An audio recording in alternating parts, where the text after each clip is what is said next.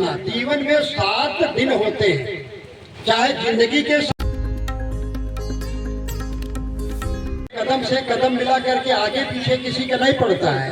टप टप टप टप एक घोड़े की टाप जैसी पड़ती है।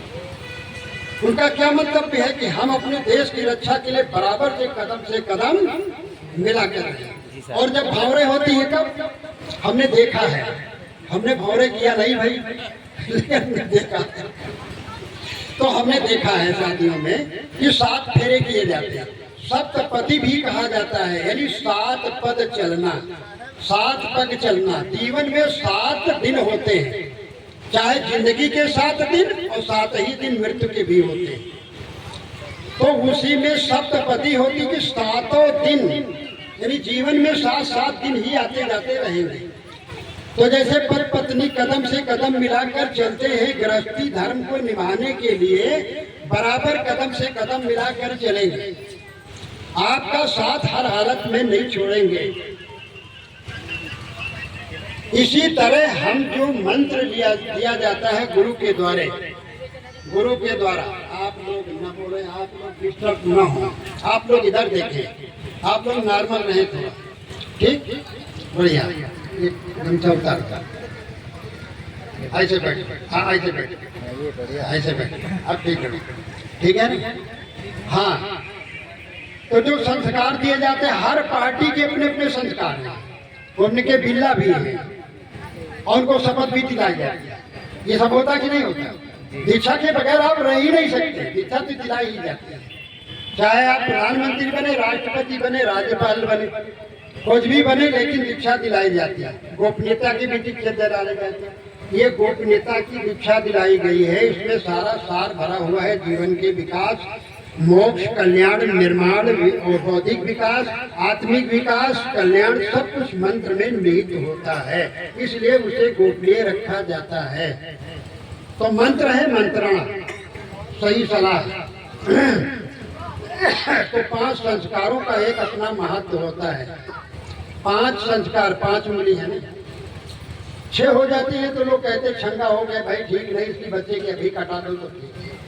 5 ज्यादा सुख। और जब कभी फैसला होता है तो क्या कहते हैं भाई, पंच परमेश्वर मिल करके जो कुछ कहे वो बात ठीक है। तो 5 संस्कार जीवन में दिए जाते हैं।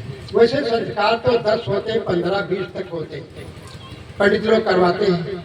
जन्म संस्कार, मंगल संस्कार, नाम संस्कार और कितने संस्कार हैं। तो ये भक्ति का संस्कार है। इसमें सर्वप्रथम 3 बार बंदगी बताई जाती है, 3 बार, और हाथ फैला करके कि भक्ति दान गुरु दीजिए देवन के देवा। हे गुरुदेव, देवताओं के देवता आप हैं। हमें भक्ति का, करुणा का, प्रेम का, कल्याण का, हमारे जीवन संवर्धन के लिए, बुद्धिवर्धन के लिए, हमारे आत्मोत्थान के लिए, हे गुरुदेव हमें आशीर्वाद, हमें ज्ञान दो। तो ये जुड़ी फैला और बंदगी 3 बार करवाई जाती है, 3 तापों को नष्ट करने के लिए।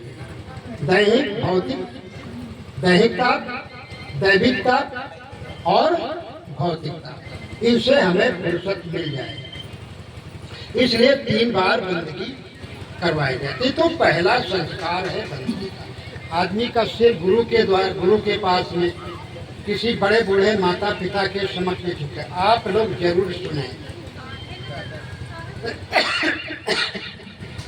3 बार सिर जरूर हम झुकाएं। त्रिबाजुक होता है, त्रिबाजुक मजबूत माना जाता है कि भाई त्रिबाजुक हो। तो 3 बार बंदगी। बंदगी का अर्थ होता है वंदना करना। साहब का अर्थ होता है मालिक, सदगुरु, भगवान। इसलिए हे परमेश्वर, हे सदगुरु, हे इष्टदेव, हम आपकी 3 बार वंदना करते हैं। तो पहला संस्कार बंदगी का हुआ है, ये पहला संस्कार। दूसरा संस्कार दिया गया है चरणोदक, और इसका प्रमाण केवल यहाँ से ही नहीं, बहुत पहले से परंपरा चली आई है। हमारे संतों ने, ऋषियों ने, महापुरुषों ने चलाया। एक बार ऋषि संत महात्मा आ गए, नारद ऋषि महाराज, वशिष्ठ ऋषि महाराज, और एक ऋषि आ गए, विश्वामित्र महाराज, तीनों लोग साथ ही तीनों ऋषि आ गए रामचंद्र के दरबार में। तो इसमें मानस में आया है बालकांड में, देख राम सहसा उठाए, करत दंडवत मुनि उर लाए, सादर निज आसन बैठारी, जनक सुता तब चरण पखारी। जब संतों को देखा कि संत आ रहे, ऋषि आ रहे, तो रामचंद्र उठ करके दौड़ लिए। भले राम से विरोध हो, लेकिन गुड़ कुत्ते से लिए जाते हैं। जब आप कुत्ते से गुड़ ले लेते हैं, काक चेष्टा बको ध्यान, बगुले से ध्यान का जो है अनुकरण किया जाता है। कौवे से चेष्टा करने की होशियार और सतर्क कौवा रहता है, तो उसके गुण लिए जाते हैं। तो राम तो बढ़िया ठीक है। तो देख राम सहसा उठाए, करत दंडवत मुनि उर लाए। अभिमान पूर्वक बैठना नहीं चाहिए। कोई मेहमान बड़ा पुरुष आता है तो दौड़ करके अगवानी करनी चाहिए, मिलना चाहिए। और सादर निज आसन बैठारी, जनक सुता तब चरण पखारी। तो जानकी जी ला करके चरण पखारा, थाल ला करके, सोई चरणोदक भवन सिंचारा।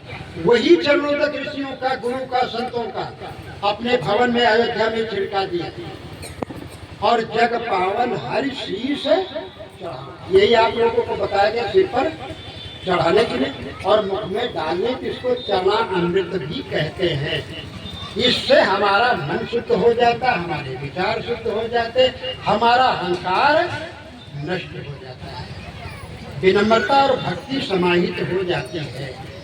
इसलिए ये दूसरा संस्कार होता है, चरण धोने के लिए, चरणोदक लेने के लिए, चरण नृत्य चढ़ाने के लिए। और तीसरा संस्कार है मालाएं। ये दया का चिन्ह है। सत्य, अहिंसा, सदाचार, संयम, शुद्ध विचार, समता, शील और धर्म का, दया का, प्रेम का, करुणा का, सादगी का, सदाचार, संयम और नियम का प्रतीक यह है। अहिंसा का प्रतीक है, प्राणी मात्र पर दया करने का प्रतीक है। यह हमारा माला है। इसमें चंदन की माला पड़ी हुई है, चंदन की माला, चंदन की एक मणिका पड़ी हुई है, दया का चिन्ह है। और ये जनेऊ भी इसमें पड़ी हुई है, जनेऊ में माला है। वैसे जनेऊ में भी रहते रजु सत्व संतुष्टा क्षमाशीलो जितेंद्रिय, जितेंद्रिय धर्मपरायण है। ब्राह्मणों नव पुणे पूरा श्लोक आता है कि जितेंद्रिय धर्मपरायण। तो ये जनेऊ भी 9 गुण रहते, लेकिन जनेऊ पहन करके लोग मांसाहार करते, शराब पान भी करते हैं। ये देखा गया अक्सर जनेऊ पहन करके। हालांकि उनको जनेऊ का संस्कार दिया जाता है कि तुम अभी तक मानो शूद्र ही रहे हो, अछूत रहे हो। जनेऊ पहन लिया, ब्राह्मण हो गए, अब ब्रह्मत्व हो गया। तो साहेब कहते हैं उसमें 9 गुण तो जरूर रहते हैं, इन गुणों का पालन नहीं करते। लेकिन इसमें जनेऊ में कंठी डाल दी जाती है, दया का चिन्ह। तो आप आज संस्कार हुआ है, एक जन्म माता पिता के द्वारा होता है शरीर का, और एक आध्यात्मिक जीवन हमारा गुरु से होता है।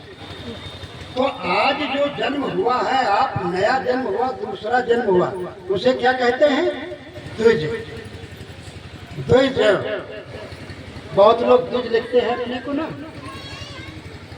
द्विज कहे जाते हैं ब्राह्मण। आप लोग ब्राह्मण, ये ब्राह्मणी, ब्राह्मण है, आप ब्राह्मण हैं, पुरुष ब्राह्मण हैं और उनकी पत्नी ब्राह्मणी है। आप दीक्षित हैं तो वो भी दीक्षित है।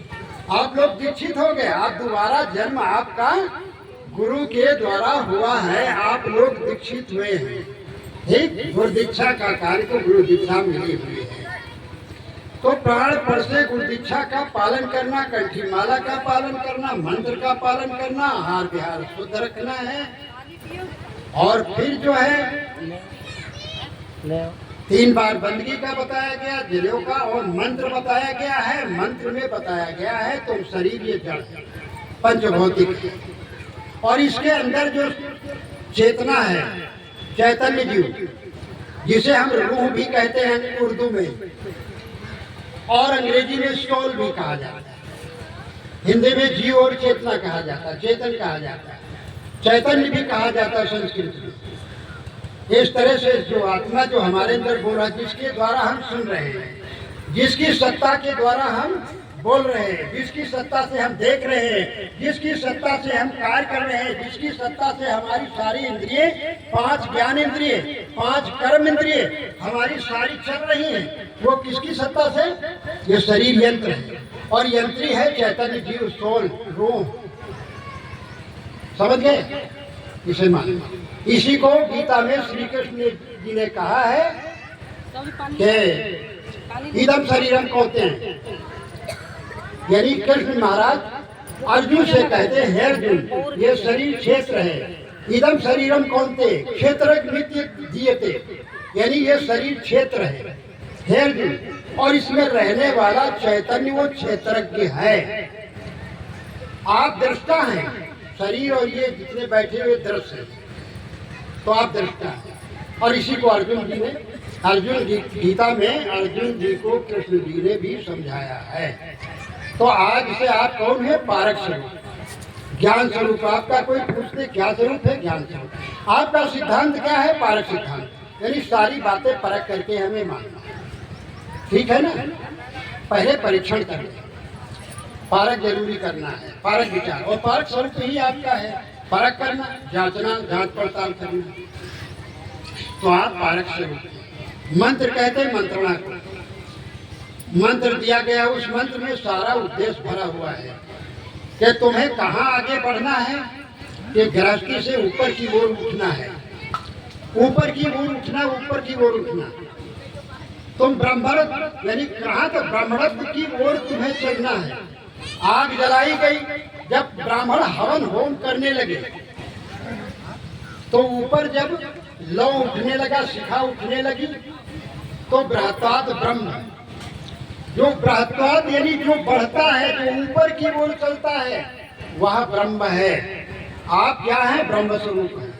आप उच्चता की तरफ जा रहे हैं, मोक्ष की तरफ बढ़ना है आपको। इसलिए अब मोक्ष गति को प्राप्त करने के लिए त्याग, तपस्या, भजन, भक्ति में पूरी तरह से लग जाना, गृहस्थी का भी पालन लालन करना, बच्चों को अच्छे संस्कार देना, पढ़ाई लिखाई करना, करवाना, ठीक है, और सदाचार संयम का पालन करते रहना है। मंत्र में जो शिक्षा दी गई करके दी जाएगी, उसी के अनुसार अपने जीवन को यापन करना और उसी के हिसाब से व्यवहार करना। ठीक है जी साहब, यहाँ तो सत्संग होते रहेगा। हाँ, और सत्संग होता रहता है, सत्संग होगा, फिर शाम तक होगा, फिर सुनते रहेंगे। कोई कंठी माला के लिए कहे तो कह दो भाई हमारा ही तो धर्म का चिन्ह है, और आपको भी चाहिए, पहनना चाहिए, यही कहना चाहिए। ठीक है? तो जी के मत्थे पर चोटी से देखते हुए हमको अपनी नजर क्या उनके पैरों में, मतलब एड़ लाना है, पैरों की तरफ। तो और क्या कहना? 3 बार साहेब बंदगी करना है, देखते हुए करना है। साहेब, गुरु जी की तरफ देखते हुए, साहेब बंदगी, साहेब बंदगी, साहेब बंदगी। बहुत बढ़िया डॉक्टर साहब, बहुत बढ़िया।